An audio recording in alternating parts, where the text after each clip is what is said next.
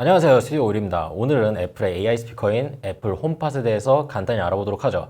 개봉기하고 리뷰 사이에 간극이 좀 있었죠. 한국에 정발 안 한 물건이라서 조금 기다려 봤는데 역시나 기대를 저버리지 않고 정발을 안 하시더라고요. 그래서 이거를 리뷰를 할까 말까 고민을 했었는데 스피커 특성상 뭐 정발이 안 된다고 못 쓸 물건도 아니고 하니까 언젠간 출시하겠지 싶어서 가져와 봤어요. 간단하게 먼저 소개를 하자면 애플 홈팟은 이제 구글의 구글홈, 네이버의 클로바 혹은 아마존의 알렉사 같은 AI 스피커죠. 다만 다른 회사들은 이제 막 시리어 같은 그런 보이스 어시스턴트 플랫폼을 구축하는 상황이기 때문에 이제 AI 스피커의 그런 보이스 어시스턴트 기능에 집중하는 상황이지만 이제 애플은 시리가 나온 지 이제 7년이 다 되기도 했고 이제는 아이폰과 아이패드를 넘어서 이제 맥과 애플워치에도 시리가 탑재되어 있기 때문에 아이팟, 홈팟 이름에서도 알 수 있듯이 타사에 비해서 스피커 본연의 기능에 집중을 했죠. 또 다른 한편으로는 나머지 AI 스피커들은 이제 초기다 보니까 이제 시장 선점을 위해서 단가를 낮춰서 상당히 저렴한 가격과 공격적인 마케팅을 내세우는 반면 애플 홈팟은 그렇지 않다 보니까 AI 스피커 중에선 거의 최고의 가격을 자랑하고 있죠. 블루투스를 일정 부분 지원하는 다른 AI 스피커 등은 달리 홈팟은 철저히 와이파이 기반인 에어플레이로만 작동을 해요. iOS 11.4, macOS 하이시에라 10전 13.6부터 지원하는 에어플레이 2부터는 홈팟을 이렇게 두 대 두고 스테레오로 사용하실 수 있어요. 그 말은 즉슨 애플의 iOS나 혹은 macOS 혹은 watchOS가 없으시다면 사용하실 수는 없다는 거죠. 어쨌든 할 말도 많으니까 빠르고 간단하게 넘어가도록 하죠. 먼저 디자인이죠. 음향적으로 가장 적합한 각진면이 없는 둥글둥글한 원기둥 모양의 컬러는 화이트와 블랙 두 가지가 있죠.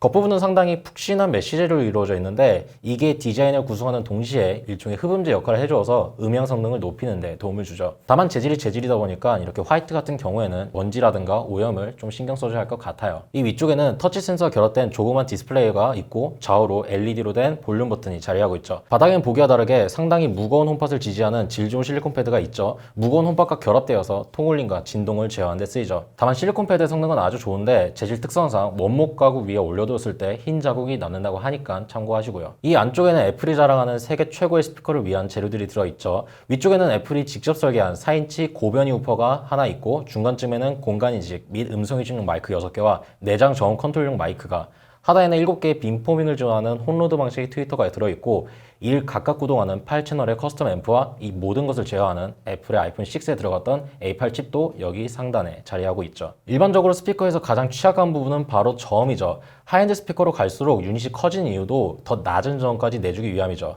애플 홈팟 같이 이렇게 작은 우퍼를 쓰는 소형 플랫폼의 경우에는 필연적으로 저음이 적을 수밖에 없는데 애플은 이를 고변이 우퍼를 탑재함으로써 해결했어요. 영어로는 하이익스커션 우퍼라고 하는데 고변이는 말 그대로 변이가 높다라는 뜻이죠. 변이는 스피커의 진동판이 앞뒤로 이동하는 정도를 이야기해요. 일반적으로 커다란 서브우퍼나 하이엔드 스피커처럼 우퍼 사이즈가 이제 크면은 한 번 움직일 때 이제 밀어낼 수 있는 공기량이 많기 때문에 더 낮은 저음까지 더 큰 소리를 낼 수 있는데 우퍼의 크기가 이렇게 작다면은 한 번 움직일 때 더 크게 움직여줘야지 더 많은 공기를 밀어내서 소리도 커지고 더 낮은 저음까지 확보할 수 있는 거죠. 애플 홈팟에 들어간 4인치 우퍼는 변이가 20mm예요. 일반적으로 4인치 우퍼는 이제 변이가 커봐야 10mm 내외도 되지 않기 때문에 저음이 거의 나오지 않는 반면에 애플 홈팟의 우퍼는 거의 2배 이상 움직여서 더 낮은 저음까지 잘 나오게끔 설계를 했죠. 하지만 변이가 커질수록 왜곡이 증가하고 수명이 감소하게 되는데 애플은 이를 수학적 소프트웨어 모델링과 내장 캘리브레이션 마이크를 통해서 실시간으로 우퍼의 움직임을 분석하고 앰프의 전류를 제어해서 왜곡을 감소시키고 수명을 증가시켰죠. 이 모든 것을 가능케 하는 것은 스피커 치고는 상당히 과분할 정도로 높은 성능의 A8 칩셋 덕분이죠. 또한 저음은 90% 이상이 룸에 의해서 결정이 돼요. 저주팟으로 갈수록 이제 파장 길이가 길어져서 생긴 현상인데 이거를 룸 모드라고 해요. 청취 위치에 따라서 어디는 저음이 너무 많고 어디는 너무 크게 들릴 수도 있거든요. 그래서 이를 효과적으로 보상을 하려면 측정 마이크를 통해서 룸과 스피커의 응답을 측정하고 DSP를 통해서 보정해주는 과정을 거쳐야만 하는데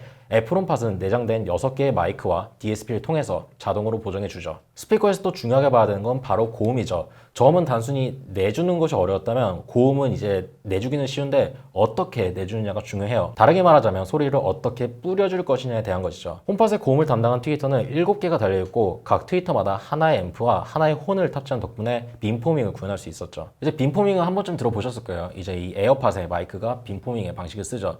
간단하게 말 그대로 이제 빔을 형성한다는 거죠. 2개 이상의 마이크 혹은 스피커를 사용해서 위상, 그러니까 이제 소리의 시간 차이를 이용하면 특정 방향으로만 소리를 쏘거나 받을 수 있거든요. 그래서 에어팟은 빔포밍 마이크를 사용해서 주변 소음을 감쇄하고 입 방향에 있는 소리만 수음하게끔 한 거죠. 홈팟은 기본적으로 360도로 소리를 쏴주는 무지향성 스피커인데 근처에 이렇게 벽이 있으면은 위상 차이를 이용해서 그 방향으로 가는 소리를 줄여주죠. 단순히 그 방향에 있는 스피커의 볼륨을 줄이는 것이 아니고 위상 제어를 포함한 상당히 복잡한 알고리즘이 사용돼요. 이제 벽으로 소리를 쏘게 되면은 벽에 의해서 반사음이 생기는데 그렇게 되면 음이 굉장히 혼탁하게 들리기 때문이죠. 사실 이건 어찌 보면 굉장히 신박한 방식이라고도 볼 수 있는데 나름 음향적으로 스피커를 설계하는 그런 제조사들도 초기 반사음을 줄여야 한다는 것에 대한 중요성에 대해서 동의를 해왔지만 이렇게 빔포밍 같은 그런 액티브한 방식을 사용해서 지향성을 컨트롤해주는 방식은 사실상 없었거든요.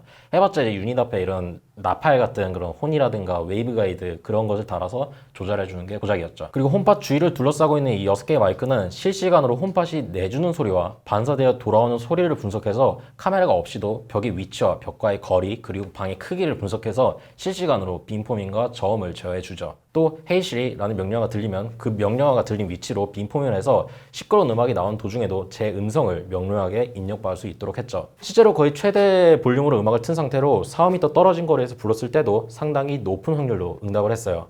보통 저음이 잘 나올수록 인식률이 떨어지게 되는데 애플 홈팟은 저음이 굉장히 잘 나오면서도 인식률이 아주 좋았어요. 그럼 이 어마어마한 기술과 물량을 투입했는데 과연 소리는 어떨까요? 먼저 주파수 응답은 전체적으로 하이파이 스피커에 걸맞을 정도로 상당히 플랫한 것을 볼 수 있죠. 기본적으로 무지향성 스피커답게 360도 내방향 측정치가 거의 오차범위 내로 동일한 것을 볼 수 있죠. 볼륨이 높아질수록 저음의 레벨이 제어되는 경향이 있는데 이거는 매우 큰 볼륨에서의 유닛보를 위한 것이고 실제 사용하신 청취 레벨에서는 거의 20Hz까지 확장이 되기 때문에 저음이 부족한 느낌은 거의 받으실 수 없을 거예요.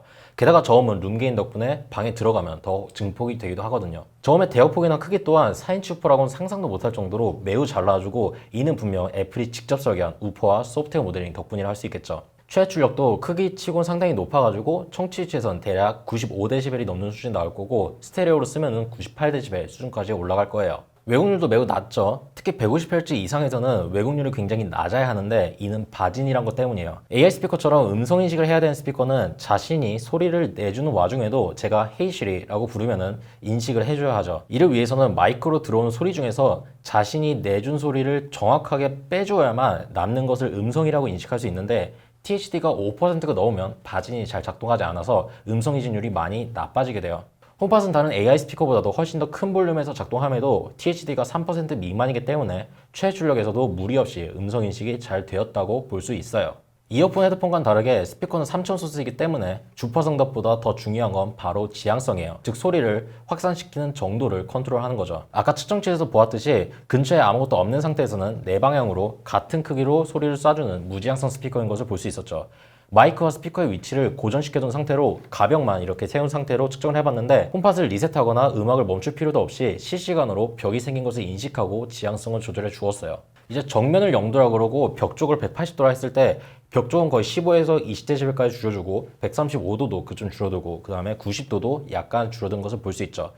20dB면 소리가 10배 차이 난다는 뜻이에요. 즉 정면으로 나온 소리에 비해서 이제 벽 쪽으로 나가는 소리가 10배 정도 줄어들었기 때문에 초기 반사음을 매우 효과적으로 제어하고 있다는 것을 볼 수 있어요. 이 거의 완벽에 가까운 측정치가 보여주었듯이 실제 소리도 굉장히 좋았어요.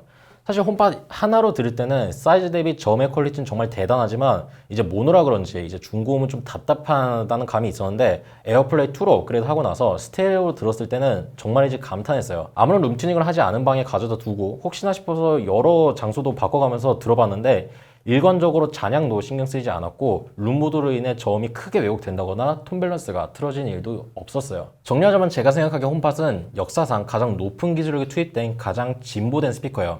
그리고 단순히 거기서 멈추는 것이 아니고 대부분에게 있어서 최고의 스피커죠. 스피커를 방 안에 두고 재생을 하면 소리에 반응 스피커가 반응 공간이 영향을 줘요. 저음에서는 룸모델이나 왜곡을 측정 마이크를 통해서 보정을 해줘야 되고 고음에서는 벽 방향으로 가는 소리를 줄여줘서 초기 반사음을 제어해줘야만 하죠. 혹은 방에 흡음재나 디퓨저를 사용한 음향 처리가 들어가줘야 하죠. 물론 스피커 그 자체만 볼 때는 홈팟이 최고의 스피커는 아니겠죠. 더 낮은 왜곡, 더 확장된 대역폭, 더 높은 SPL 등 많은 요소가 있어요. 하지만 그런 대단한 스피커도 보정을 해주거나 혹은 룸에 의한 왜곡이 줄어들 정도로 영어관 정도의 굉장히 넓은 공간이 있지 않다면 소용이 없는 거예요. 결국은 우리가 필요한 거는 귀로 들어온 소리예요.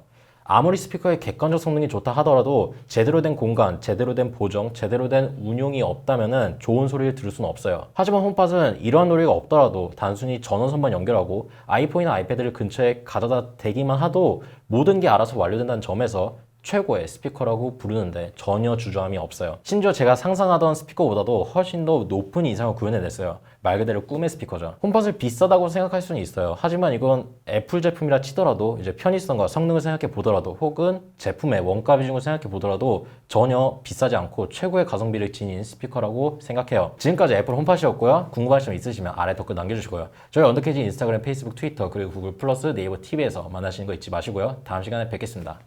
끝.